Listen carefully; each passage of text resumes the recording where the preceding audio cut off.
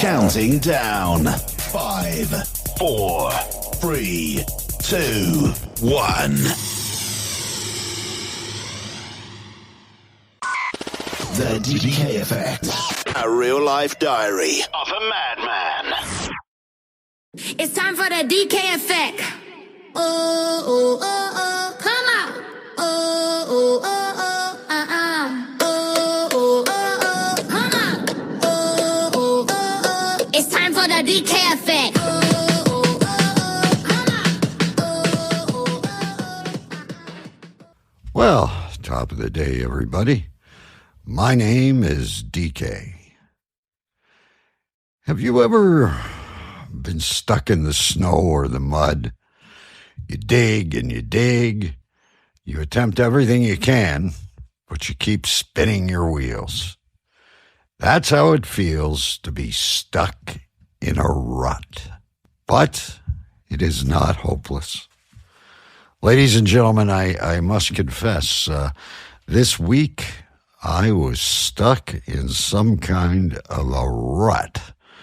I wake up in the morning.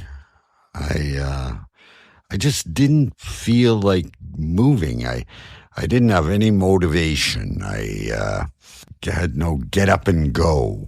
At night I was tired, but I usually am at the end of a long day. So that portion of it was normal. It was the morning that I was dealing with. I speak with this on authority this week because I'm going to tell you what I did to overcome that. And using the triad. What are some signs you're stuck in a rut first? The biggest sign, I guess, that you're in a rut is that it feels like your life is on a negative loop. You end each day feeling tired and run down, or even start the day that way. That's where I was. Nothing excites you or challenges you. You can't even remember the last time you felt pure joy. Well, it wasn't quite that bad. These are the telltale signs you need to figure out how to get out of a rut in life. You don't have energy. Oftentimes, you know what you need to do in order to be happier and more fulfilled, but you just don't have the energy. You're not excited for the day. When you're in an emotional rut, you're feeling down, but you can't seem to get up off the couch and take action. You hit snooze 10 times before you finally roll out of bed. You stay in your comfort zone. This is more of a subtle way to be stuck in a rut. You might not feel bad, not outright, but you have a sense you're not living up to your full potential. And we all know that personal growth is essential to living a fulfilled life. If you're not growing, you're dying. You're not getting ahead. You're not hitting your finances or your goals. Well, it goes on to say, breaking free from the rut. Get out of denial. People who are stuck in a rut often make excuses about why they can't do this or they don't have time for that. Uncover the real reason. Discovering how you get out of a rut in life involves looking inward, not outward. Turn your shoulds into musts. We've talked about that before. What will you regret in your life, wasting it with inaction and indecision? Create healthy habits. Lack of energy. You may need to make changes, but you don't have the drive. The energy you need may just be creating some healthy habits. Take on a challenge. Or write down your goals. And when all else fails, get support.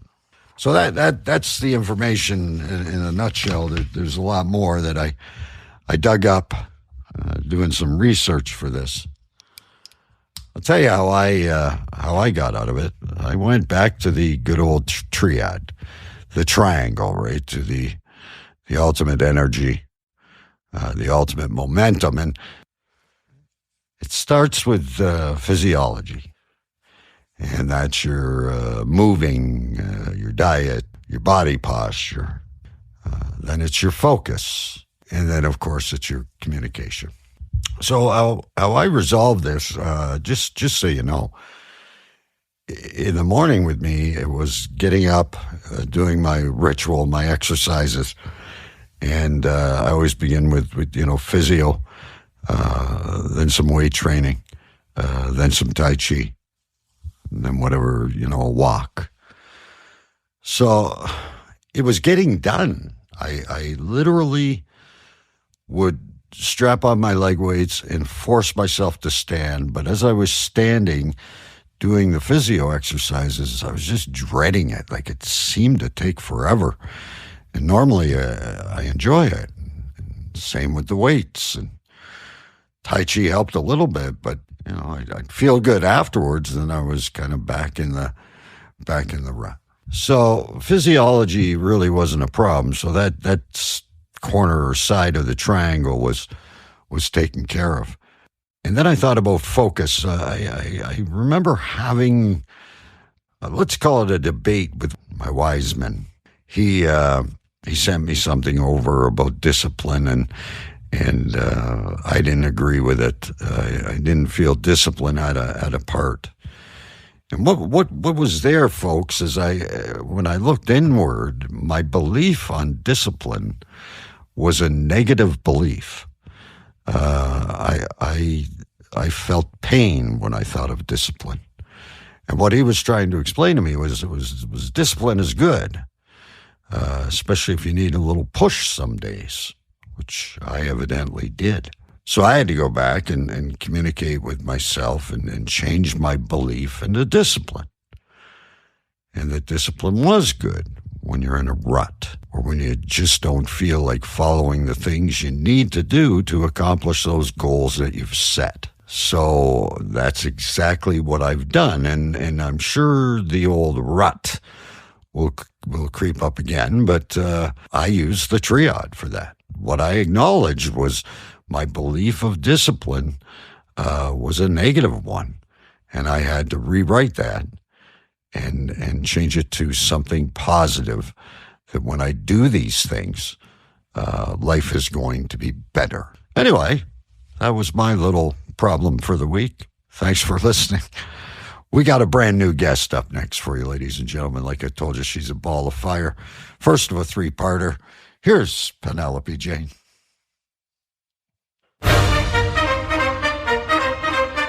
Since DK graduating from his neuro-linguistic programming and coaching course, we will be adding something new, pattern to power, taking all the traditional NLP framework with a modern twist. You've been listening, you've been growing, and honestly, you've been the best part of the DK Effect journey. Now, we want to give something back to you. DK is preparing a special free Zoom seminar called A New Story.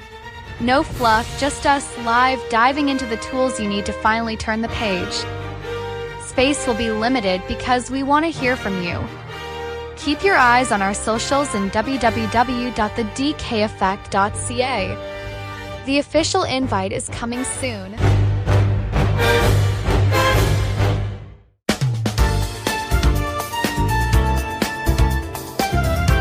This week's guest from London, England, is Penelope Jane. A thriving business and a good life all stopped and went away during COVID-19. Dark times arrived in Penny's mind. How does she overcome it and what comes next? This week is part one of a three-part series. So what happens when the penny drops? Sit back and listen to the story in Penny's own words.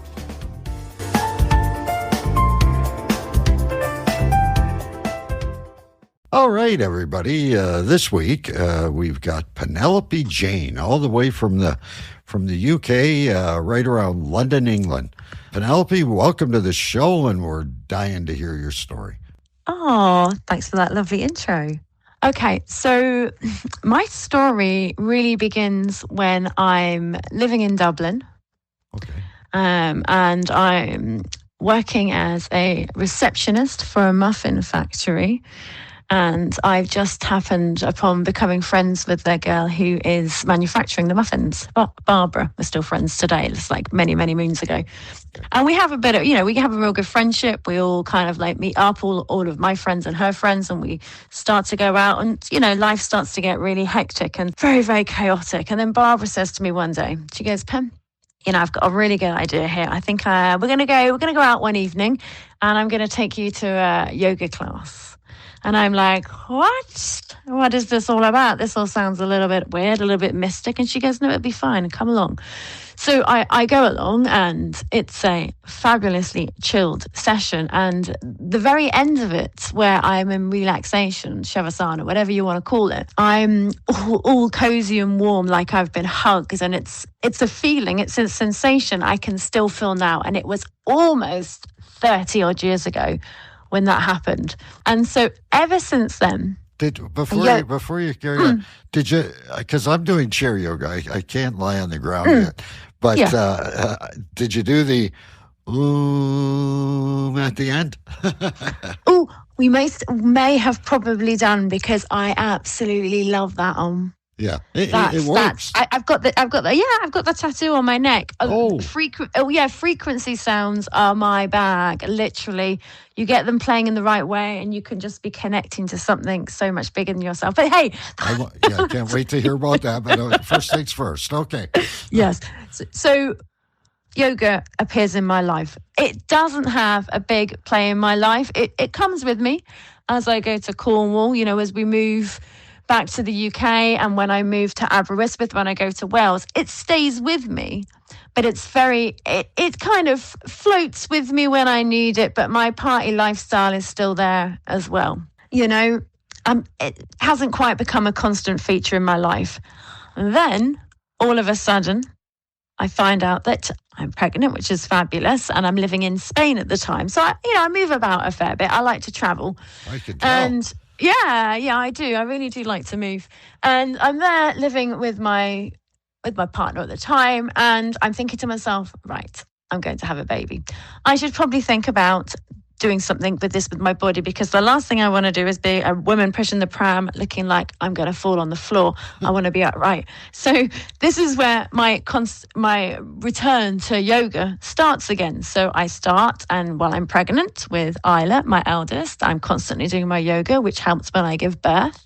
And then it helps when I'm a mama, and I do that exactly the same thing when I have my second child. Same thing. So I feel good about it. So now yoga is a constant in my life. Ooh. And yeah, exactly. And it's like, this is fabulous.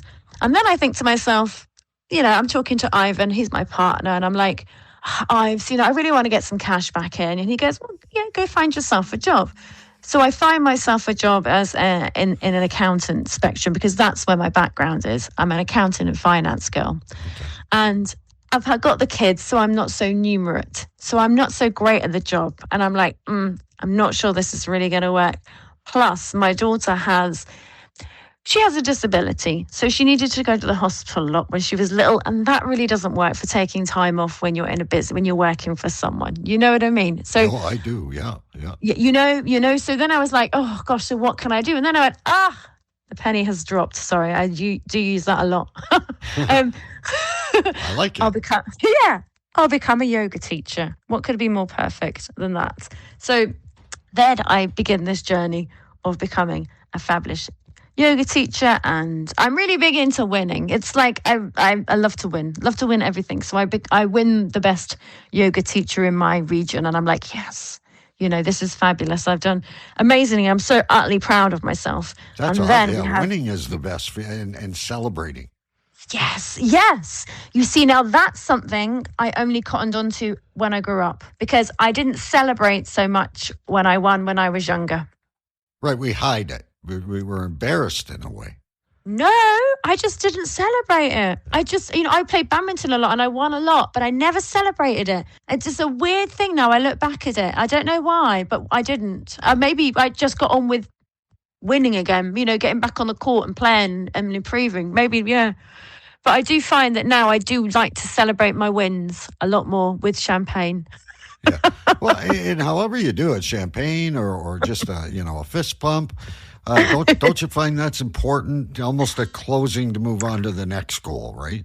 Yes, I do find it really important. And I love to celebrate myself. And that's something, that was not a part of my winning journey as a youngster, but it most definitely is as an adult. And it's just opened up a whole different me.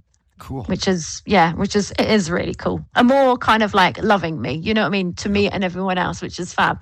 So, so I become the most amazing yoga teacher in my region. And then all of a sudden we have this horrendous event where everything closes down.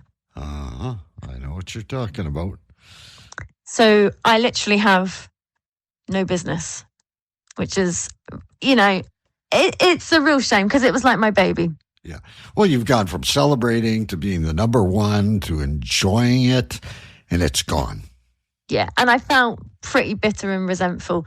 And it was very akin to how I felt when I was going through my darker days prior to really getting yoga into my life. And it was like a really dark time. And when you're taken back to a space that really doesn't hold anything great in you. In fact, it's very bleak and dark in you. There's no light whatsoever. Yeah. And it did take grip of me quite a bit. Even, I can almost feel like I was going back into bleak depression. You know what I mean? It wasn't really not very nice. And I don't like to be, I know we all have to talk through what we've been through, but it really felt like I've talked enough about that part of me where it just took over myself for years, and I thought I'd gotten over it, but as it appeared, I still needed to talk about it. So here we go again.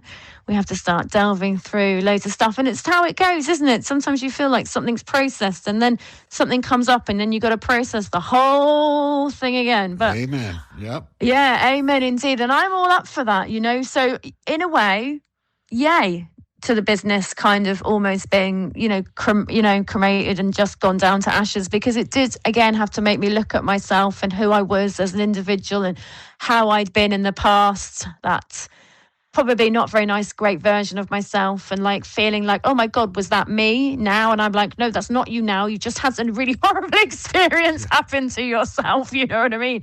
You've grown since then. You've moved on, So I took it upon myself to kind of expand the business in other ways. And that has been a huge challenge in itself. But what has been probably one of the greatest, even all the things that happen, my mum dying early, my daughter almost not making it through her first life, the horrendous, disastrous 10 years where I ended up being a hermit, all of those times had made me realize just how much gumption and resistance and resilience I have as a human being. And I think knowing that just gave me the ability not to move through this with utter grace. It has been swings and roundabouts, ups and downs. It's been horrendous sometimes as much as it's been fabulous. But it's all lent to me finally going, and I'm here, and I've arrived. Yes. Problems. I determine problems as opportunities. It's all how you approach them. But this is it, isn't it? And I do believe that once you do finally see that, so my eldest, love her. So she has a disability. So she's very, very vulnerable, and she probably will never listen to this, so she won't mind me saying it. But people would always say to me, it must be so difficult. You can see the sympathy. It must be so difficult having a daughter like that. And I'm like you just said, I'm like, well, don't have sympathy for me because it's my life and I'm all fine with it. And equally, it's just been so eye-opening for me as well in how I deal with other professionals and other children, like my daughter, and other adults who can't cope with kids who are like my daughter. But I've seen everything as a challenge. You know what I mean? As in like a positive way. Right.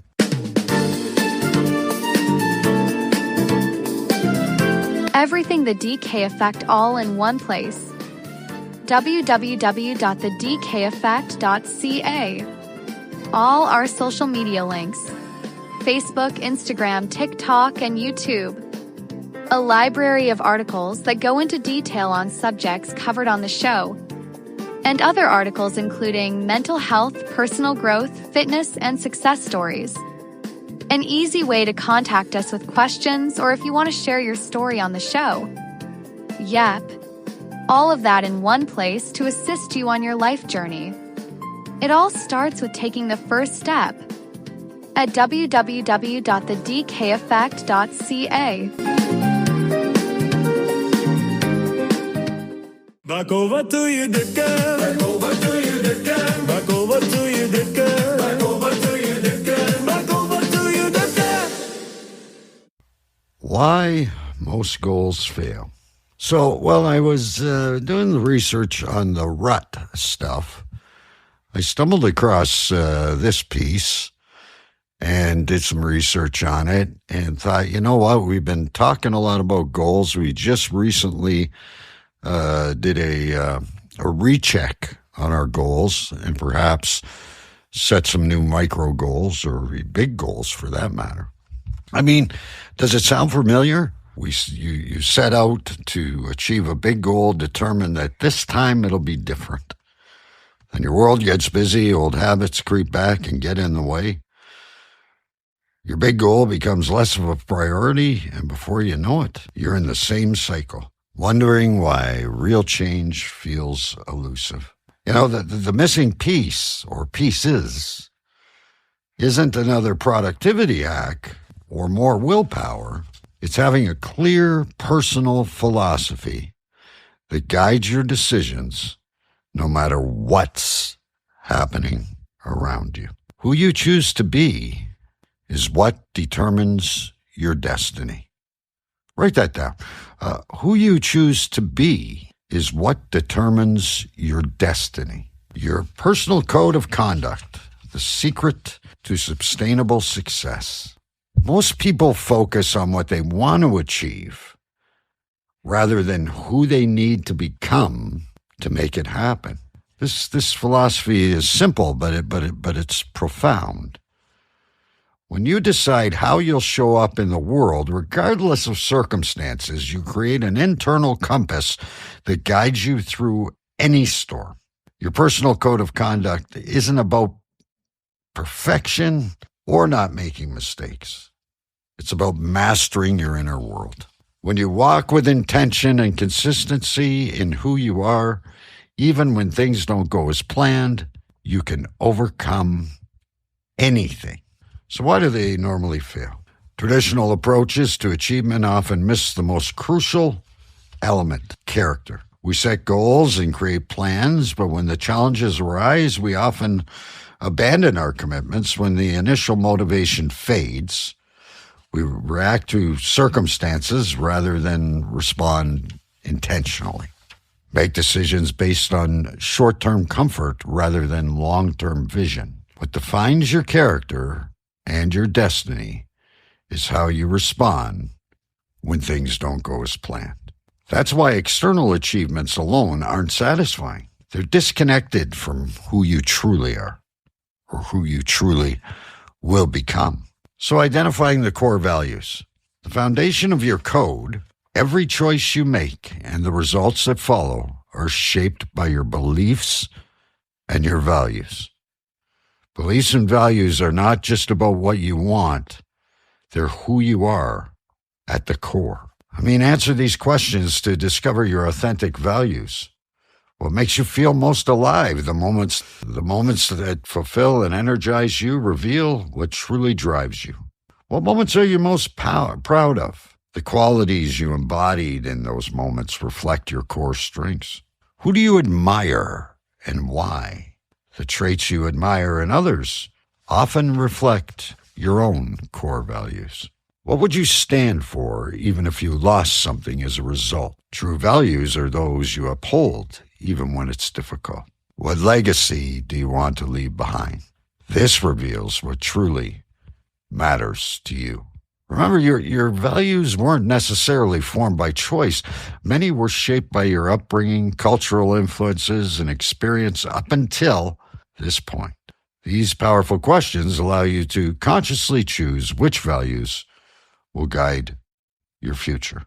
And while you can't control external circumstances, you can always master your emotions. I just want to add that a personal thing on that, and you know this, this is why I so firmly believe in micro goals. You hit those little goals along the way and you check them off and you celebrate, and that helps build the momentum and make the vision clearer. All right, that's all I got for this week, boys and girls. Thank you for bearing with me. I just want to add, remember, we only have so much time on this show, and I'm also, I'm usually cramming things in to make them fit under the 30-minute timeline. But I place all the full articles on the website. I've gone and done the research ahead of you. Those articles never go away. They're all logged on there. You can go and read them at any time. They're yours and they're free. I want to thank Penelope for coming and shedding some light on the show and starting to share her story. We'll hear more from her next week. So get out there, review your goals, define your core beliefs, take action, take it today. As always, get moving, go have a walk, get some exercise in, take care of that physiology part of the triad. Some deep breaths in the morning to search your inner self. Smile at a stranger, be kind to each other, and most of all, be kind to yourself. Until next time, I'm DK. Never, never, never look back. Keep going.